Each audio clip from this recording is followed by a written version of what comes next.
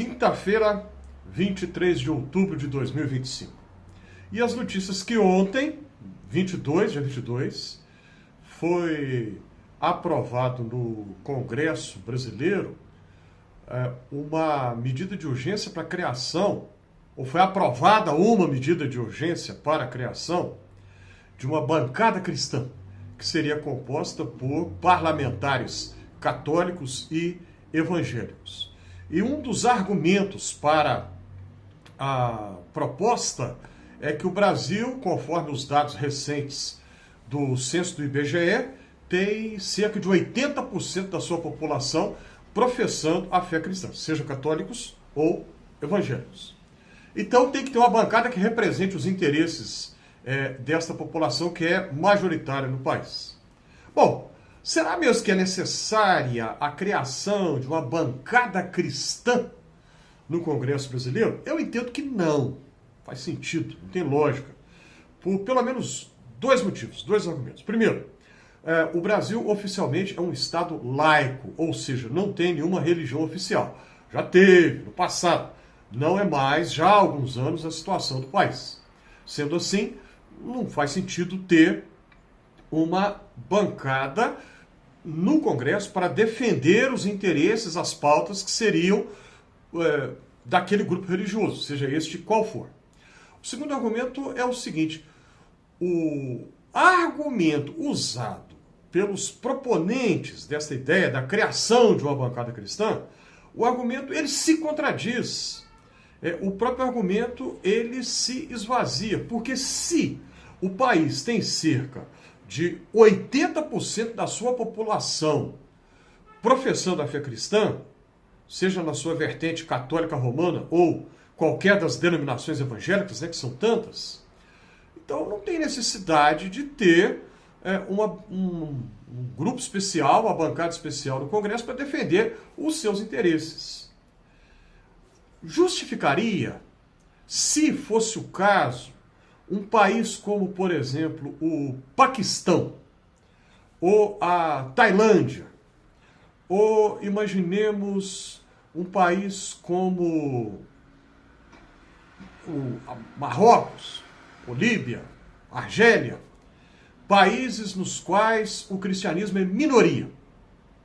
Aí sim, a gente poderia pensar, nesse caso, países em que, por exemplo, imagina um país cuja população cristã é cerca de 1% da população. E esse grupo ainda sofre perseguição de verdade, estou falando perseguição de verdade, coisa que não existe no Brasil. Então, eu estou falando aqui de, por exemplo, templos cristãos queimados, líderes cristãos assassinados. Nós não temos nada disso no Brasil, graças a Deus que não. Nem nunca teremos, jamais acontecerá isso no nosso país. Então, num país assim, justificaria ter no seu Congresso, no seu parlamento, uma bancada cristã. Não é o caso do país, onde nós temos liberdade religiosa absoluta.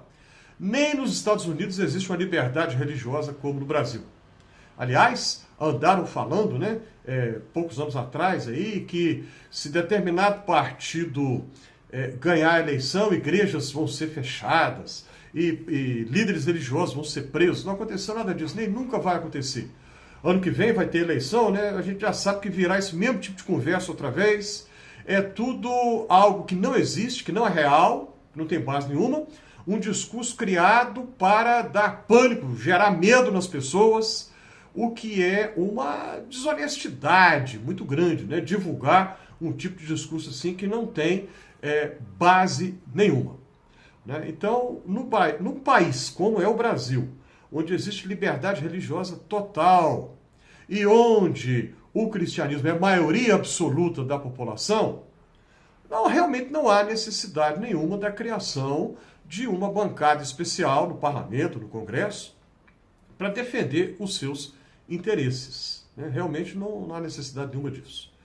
E aí a gente fica pensando, quais seriam esses interesses daqueles que propuseram a criação desse grupo, dessa bancada.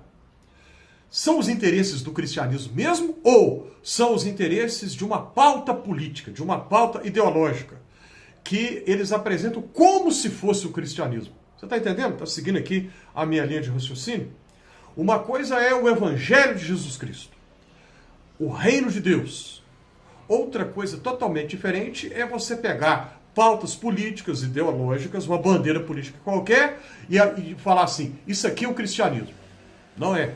Isso é algo que acontece com muita frequência, mas é um equívoco muito grande. O reino de Deus, os interesses do reino de Deus, não podem ser confundidos com bandeiras políticas ou ideológicas nenhuma, porque o reino de Deus está acima de toda e qualquer perspectiva política, não importa a posição no espectro político, não importa, o reino de Deus está acima. E nós não podemos querer submeter os interesses do reino de Deus às pautas ideológicas ou políticas, quaisquer que sejam estas, de jeito nenhum. Os cristãos na sociedade não devem procurar poder, mando, autoridade, devem procurar serviço. Por quê? Porque Jesus disse assim, eu não vim para ser servido, eu vim para servir. E ele complementa mais ainda, né? Para dar minha vida em resgate por muitos. Se Jesus disse que veio servir e não ser servido, os seguidores dele devem imitar o seu exemplo. E não devem procurar na sociedade uma posição política para mandar, para impor seus interesses ou qualquer coisa nesse sentido. Aqueles que dizem que seguem a Jesus devem ser servidores, servos, servas. Não buscar o seu interesse próprio, mas aquilo que é do interesse da população, da sociedade. Há tantos problemas concretos no país, né, que precisam dar atenção, não apenas das autoridades constituídas, mas de todo o povo, de toda a população. Problemas como o lixo urbano, né, nas ruas, entupindo as ruas, aí, as calçadas, os bueiros, o cuidado para com o meio ambiente, o cuidado, a atenção para com as pessoas mais pobres, mais desfavorecidas, mais frágeis, né, social e economicamente falando. Estas são pautas do interesse de toda a população. Os direitos dos trabalhadores, as pessoas que trabalham, né, que precisam ter seus direitos resguardados. Isso é de interesse de toda a população, independentemente de sua crença religiosa, se tem uma crença qualquer que seja ou se não tem nenhuma, não importa. É com essas questões que nós devemos nos preocupar e que os parlamentares que estão lá no Congresso Brasileiro, que dizem que são cristãos, deveriam se preocupar também. Faz algum sentido para você o que eu estou falando aqui?